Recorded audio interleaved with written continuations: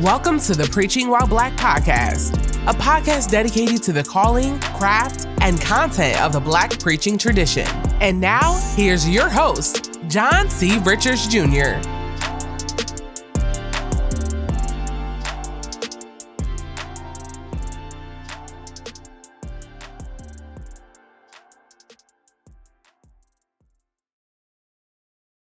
Well, welcome to the Preaching While Black podcast, a podcast committed to the call, the craft, and the content of the Black preaching tradition.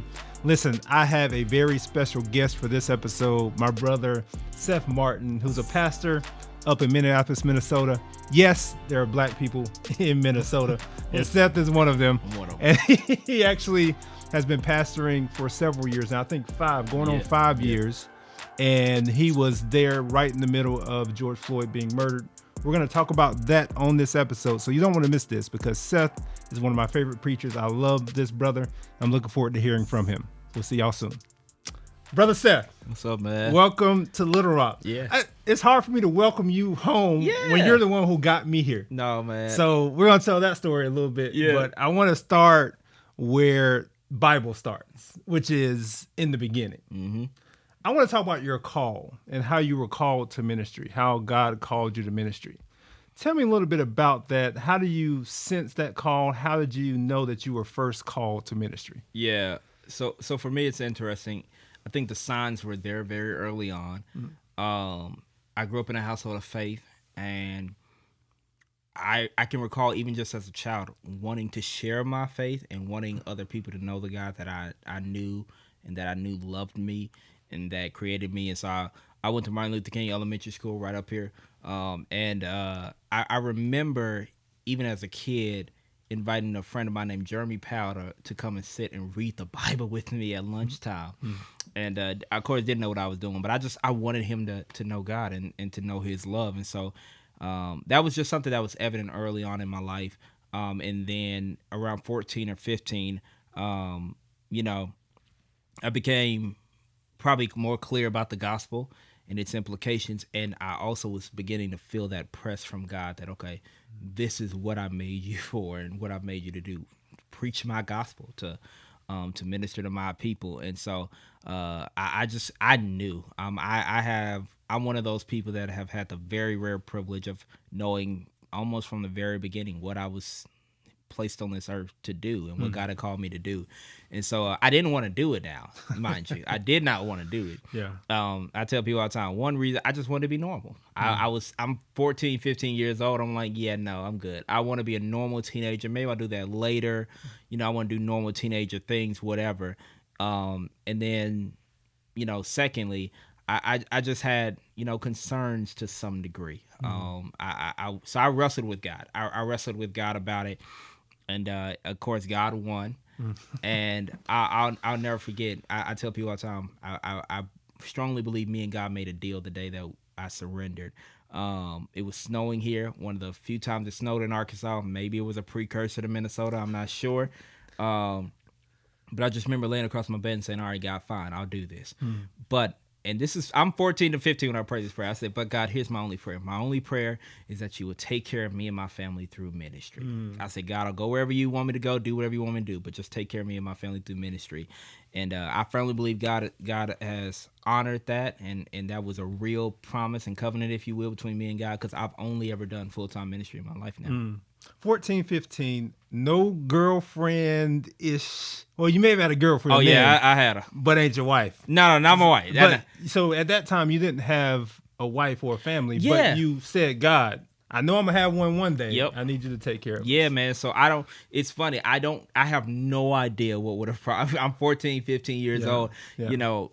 The whole notion I'm even thinking about taking care of a family is kind of crazy, but it was a prayer I asked and a request I made to God, and God has been faithful. He's honored it. I tell our team around here all the time, God be knowing. God be knowing. God be knowing. So he's taking care of me, my beautiful wife, and our 3 children. Wow. So, So there are some people who are listening who want to check on that elementary evangelist and check and see how Jeremy Powell is doing these days. Listen, I have no idea. Listen, I was not a good evangelist, I'm sure. I have no idea. You planted the seed. I planted the seed. I pray that somebody watered it, and I pray that he knows the Lord. That's my genuine hope.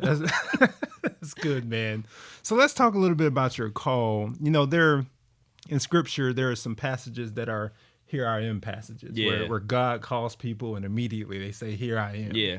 And then there's some kicking and screaming passages, right? Yeah. Where people are called and they're like, nah, I ain't trying to do that, Jonah. Yep. That's right. So when you talk about your call, were you more in the former category, like I surrender, God, or like, well, God, I'm not so sure about this? I think I was probably just somewhere in the middle because I had a heart for God and a love for him. I remember seeing, The Passion of Christ when it first came out in those early years and just being moved to tears. I'm in elementary school and I'm like weeping, but not just like because it was scary. Like it was just, I felt the weight of what Jesus had done for us and felt the weight of wanting to share that with other people. And so, I had this heart for it, but then, when I got into my teenage years, I'm starting to experience life or whatever, I guess, a little bit more. And so that was a place where there was hesitancy. I'm like, God, I would kind of rather do these other things. But I know if I say yes to you, these things are now in some sense off of the table because you have a different path for me, expectation of me, all those different things like that. So I felt the weight and the gravity of the call, even from my teenage years. So you are what has come to be known as PK Yeah. in the church world. You're a preacher's kid, and your dad is a preacher here in Little Rock. Can you talk to us a little bit about how that call to ministry may have been shaped even by your dad's ministry or even conversations with your father? Yeah, I love talking about this and telling people this about my dad because my father did in no way press upon us like going to, it's not this family business that we're in or anything like that. In fact, I'll share, my father was probably a little hesitant for me to go into ministry. He understood the weight and the gravity of what that meant. Yeah. But the cool thing about my dad was my father always emphasized in our family us having a personal walk with Christ. And so what I have, my earliest memories of my dad in faith are not necessarily my dad in a pulpit, but it's like my dad on his knees praying day by day doing his devotion, or our parents praying with us every day before we got out of the car to go to school. So I have these memories of my father emphasizing what it meant for me to be a follower of Jesus. And so even now I tell our team and I tell people all the time, I'm a follower of Jesus first. I'm a leader for him second. Like that comes ministry, preaching, all those things. Those are secondary to Seth being a follower of Jesus.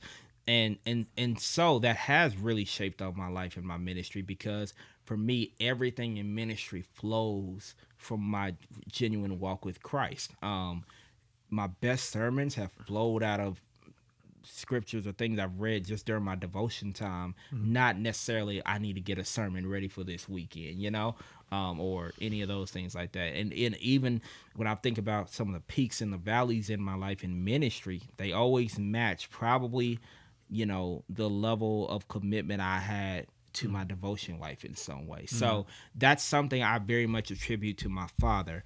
And I think it's what makes me unique. And in a lot of ways, I think it's what makes all ministry, or the most powerful ministry, so powerful, is that they flow from this genuine, I'm following Jesus, and not from this, obligatory, I've got to do this. And I will say, I think you see some of that today. So I'm very grateful that I got that from my dad. Yeah, that really goes against that stereotype that's out there that's like, hey, if your daddy preach, you're going to be preaching. No, man, my dad was, he was probably hesitant, and he would have probably had me do something else if he could have had his way. Let's talk a little bit about the burden of preaching. Yeah. Paul talks about this in his letter to the church at Corinth, where he says, hey, woe is me if I don't preach the gospel. He says that there's this necessity, there's this weight that's on him. Can you talk to me about the burden of the call to preach? You say you've been called to preach, but talk a little bit about the burden of that call. Yeah. I mean, I was having a conversation with a friend recently, and they asked me, they said, have you ever thought about doing something else? And I said, yes, I have thought about it. But I can't. And not even that I can't. I've got, a degree in something else from undergrad, and there are other skills I have that I'm sure I could employ, but I can't. The notion that I'm not preaching just feels antithetical literally to who I am. Like I was created to know and to love God. And part of that in my life is sharing the gospel, sharing Christ's love with everybody. So it ain't that I can't quit. It's just I literally kind of can't quit, as Dr. Pointer has said before. Like there's something inside of me, this burden, this fire, this inability to throw in the towel on this thing and to not do it and not give it. I've tried to not give my best sometimes. I've been frustrated and said, fine, I'll just sure. And there's something inside of me, and it's just the Holy Spirit that won't let me, not preach. So let's talk a little bit about that other degree, because if you, as a preacher, you're thinking, okay, Yeah. he got the call. That's right. He went off to Bible school, got him some good studies in Bible school, but Sure. you didn't quite do that. No, I did not.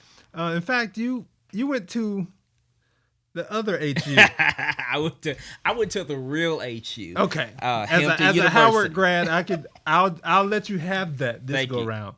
But you did go to Hampton and get a BA in journalism. Yep. At Hampton. Now, how has this bachelor's in journalism kind of shaped your craft and how you go about preaching? Has it been helpful for you? Oh yeah, it's been very, very helpful. My father actually going to Hampton and even majoring in journalism. It kind of goes back to my whole dad having a little hesitancy. He pushed me to go to an HBCU. Really, he just said he wanted me to go to another school, not a Bible college, and to get a degree in something else. And I'm very grateful. It was very helpful. The journalism program specifically at Hampton is one of the best in the country, period. Definitely one of the best among HBCUs. And we emphasize writing very heavily at that time. And so for me, becoming a better preacher was very much connected to me becoming a better writer. Yeah. To be more clear, more succinct in my writing. And so that's one of the things that journalism school did. It helped me with. And then on top of it, I was a broadcast journalism major specifically. So I spent a lot of time in front of the camera, which, helped me to sharpen my ability to clearly communicate. I spent time behind the camera, which has been very helpful in this age of, media now as well. So many wonderful things came out of that. It made me a better preacher. And then we started a campus ministry while I was there too. So I was getting to practice all those things, in real time as well. Not to mention, you met your nice young lady in the journalism program, right? I sure did. I found me a sweet little thing in the journalism program. And got married to that one. Sure did, yeah. Okay, so Hampton did all right for you. Hampton did just fine by me. Hampton don't owe me a thing. Let's talk a little bit more about your craft as you are shaping your sermons and looking through, pulling the curtain back on moving from text to sermon. Yeah. A lot of congregations don't see what happens in the study. Generally, if you're a good preacher, you don't bring everything that you do in the study into the pulpit, right? So talk to me a little bit about your process of going from text to sermon. Yeah. So we kind of talked about it a little bit beforehand. So for me, I'm gonna start on a very base level where I think everybody should start, which is reading the text, and praying through the text, and not reading it for sermon ideas or anything like that, but literally just reading the text, letting the Holy Spirit do the work in me of what is God trying to say through this text, etc. And then I'm gonna move to allow myself to begin to write down some of those kind of thoughts that are beginning to burst out and bubble out in my head. Some of those key themes that are coming out, or what is that main verse? So for me, in every text, there tends to be some main verses, like this is the verse that's sticking in my head or sticking in my heart a little bit. And then from there, I'm going to move to kind of some of the background legwork, some of the historical context, the literary context, the social context in which the person was writing or which the people were receiving. If it's something like Old Testament, people of Israel, I'm going to look at not just where is Israel, but how did the children of Israel get here? How did, what happened to this person? What's the background? And then one of my biggest things is I'm going to begin to ask myself the question too, once I've come to a clear thought, where does this land? What does this mean in the grand scheme of the entire narrative of the Bible? Like, what does this mean, big picture, in terms of what God has said and what God is saying? So that's some of the. That's kind of sort of how I began to weave through. I'm definitely a sticky note guy. So I don't write my sermons on like one notepad. I have probably 12 to 15 little sticky notes and maybe, one little short notepad. I have no idea how this makes sense at all, but I'll begin to write in that way. And then from there, I'll begin to weed out, okay, what is a nice saying, but I've already said this. What is information that is cool to know, but not necessarily imperative to know for the context of the sermon. What illustration is probably a bad idea the more I think about it. Like it opens up a can of worms that probably you shouldn't, necessarily open up. So I begin to kind of work through that process to then fold. And then how am I ending? And a big thing for me is, how do I get to the cross? How do I get to the cross, and how do I get to the resurrection of Jesus? How do I lift up Christ in the end of all this? Because I love showing how every text somehow is pointing us back to Christ. Every single page of the Bible screams the name Jesus. And so that's really where I'm going to end at as I'm trying to move from text to whatever the final sermon is. That's so good. So let me get this right. You're a younger pastor who uses sticky notes. That's right. You don't have your Apple Pencil and all that good stuff? I don't, man. That's just, I'm a pen and paper. I still like physical books. I and maybe it's because I was trained by old guys.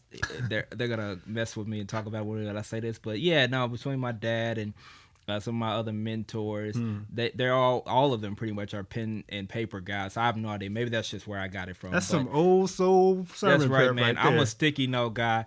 Y'all gonna find, when the Lord calls me home to glory, and whenever he does, y'all will find a whole bunch of sticky notes around my desk and office, and somebody gonna be like, "Man, this is gold," and I'm like, "I'm be from heaven saying, go ahead, do your thing," We gotta publish Seth's sticky notes. That's right. Publish a book of my sticky notes. Now, some of them are gonna make no sense, but just put them in there anyway. Just go ahead and put them in there. Put them in there anyway. Speaking of resources, let's talk about some of your go-to resources. If you had to list 3 top resources that you go to, what are your go-to resources? Yeah, so Logos has done, we talked about this, so much of the work. Like, so you go in there and it's helped you with the languages. It's already parsed out the verbs for you.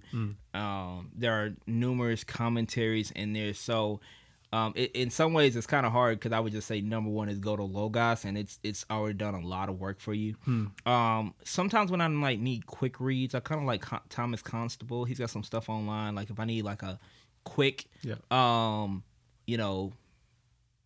pushback on authorships, or some ideas about introduction and things like that, or just even if I'm trying to get a broad view of a text, if I don't have a lot of time, or maybe I don't necessarily know as much about a particular book as I do others, it's a good like kind of quick little shortcut for me. But then when I think about resources too, and I think this was interesting for me, I don't just think, what resource do I need to get a text right, though that is extremely important to get the historical, the language right, the what is the text saying, etc. But I also think about the resources I run to help me paint the picture. So I'm a movie person. I love movies. And so when I think illustrations, I let my mind run to movies.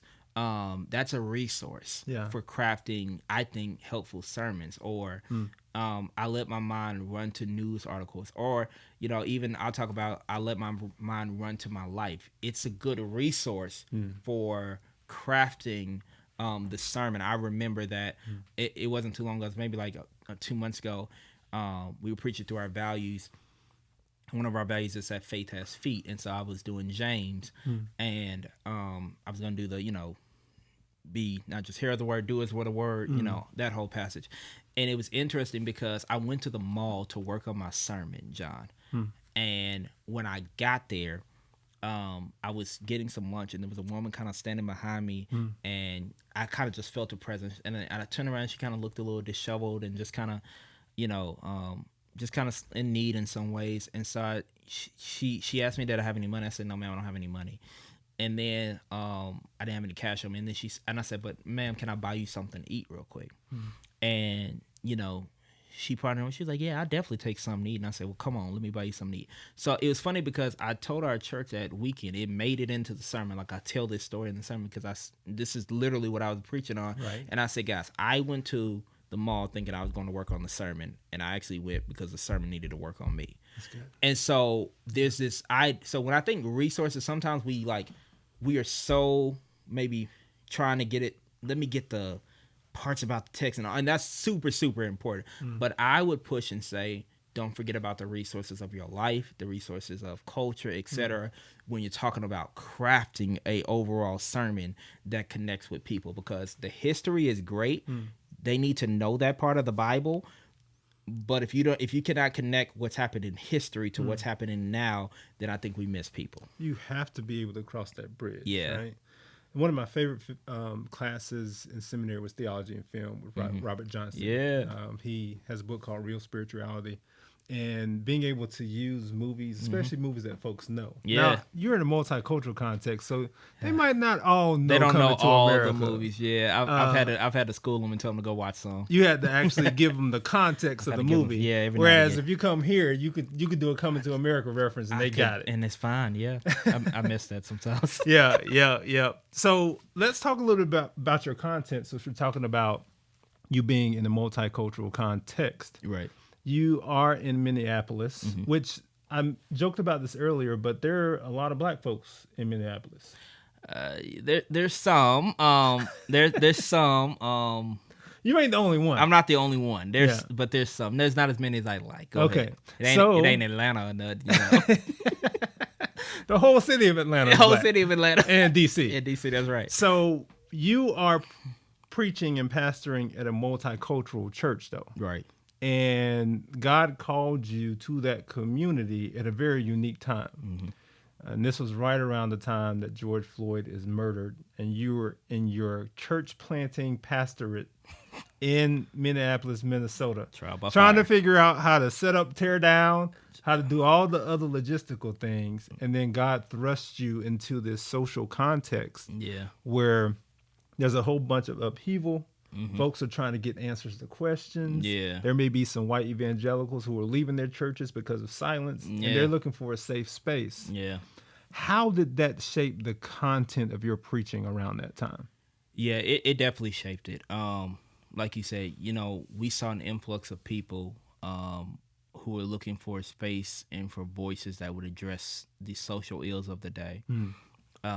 But also people who had been hurt by those places that they had maybe been discipled in for years, and only to come to realize that those places didn't care about all the same things they care about, and maybe even care about all the same things Jesus cares about. And so it shaped my preaching to the degree that I wanted to be faithful in addressing it, and I wanted to be a shepherd in faithfully addressing them, helping to encourage them to not give up on Jesus, to not give up on the church, to help them to overcome betrayal. Because a lot of them felt some sense of, especially those who kind of came in from predominantly white evangelical spaces. I never forget, I remember preaching a sermon called Winning the Battle with Betrayal, because I felt like there were a lot of people that had this tension where they felt like they were betrayed by the people that led them and discipled them. And then, of course, when George Floyd happens, we gathered, we had a protest and prayer rally right there, a block away from where it happened. We didn't necessarily get right in the space. We were one block up at a park. And I remember I preached that day, and it was all about really how we're missing the point in some ways when we focus on what they were saying was the riot and the looting, which is a very small part of all of what's going on.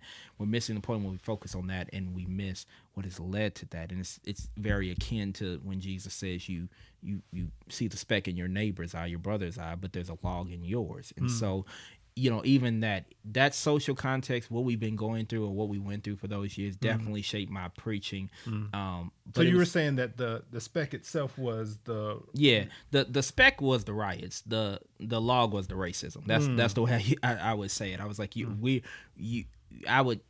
missing the point. Because you saw that in some churches, where some churches were lifting up, we want peace in our city, but they were not lifting up, we want justice in our city. And that was, a tension that I think a lot of people were feeling. And I said, guys, you also don't. I also don't know that they wanted peace as much as they wanted quiet, because that can be that culture sometimes. Yeah. But yeah, it very much shaped what I was doing, what I was preaching. But I think one of the other interesting things was I was trying to help shape people in that too, because like you said, growing up in the South and black church, etc., justice was not a topic we lifted every time. It's just who we are. Like, it's not for us. It wasn't a wave or a fad. It's like a fish in water. Yeah, I mean, so it's water. That's something even now I continue to try to emphasize with our congregations. Like, guys, this is something that's a part of your discipleship and your development as a follower of Jesus. It's not something we lift in only when something happens or whatever the case may be. And I know you guys are super fired up and excited about it every time, and y'all want me to like pull my hair out sometimes. But I also recognize this is a longer fight. This is something that takes a lot of persistence and consistency. So even that, trying to help develop people in that way in our church. Yeah. They all out here trying to be sprinters, and we're like, this is a marathon. This is a marathon, man. And I know you think you figured it out. I know you do. I know you got it. But there's take it for somebody. I've been black all my life. And speaking of those challenges, so HBCU, black school, Black Baptist Church. But you're pastoring a multicultural congregation. And so Janine Brown talks about this. She says that we all bring our presuppositions into the pulpit. How do you minister to those folks, knowing that you have some of those presuppositions, or knowing that they have some of them as they bring in expectations of you of a black preacher? That's right. I struggled with it early on. I'll be honest with you. And not because I was afraid to be myself, but more like, okay, how can I best effectively minister to people? But then I got free and just decided I don't care no more. I'm going to be myself. And I also discovered, I'm like, well, the reason so many of these people have joined our church because they wanted to sit under who not to make much of myself, but who I was authentically, who Seth is, and my preaching style and all those things like that. And so, I decided to be me, and I've been me, and it's been a blessing for me. I think it's been a blessing for other people, and I don't get to. There's no organ at the end of the service, so I miss that sometimes, and I don't get to yell as loud as I would like to every now and again when I feel it deep in my soul. But you can come back. But that's why I come home. That's why I can come home and I can go other places around the country by God's grace. So, but it's been cool though. It's been a good journey.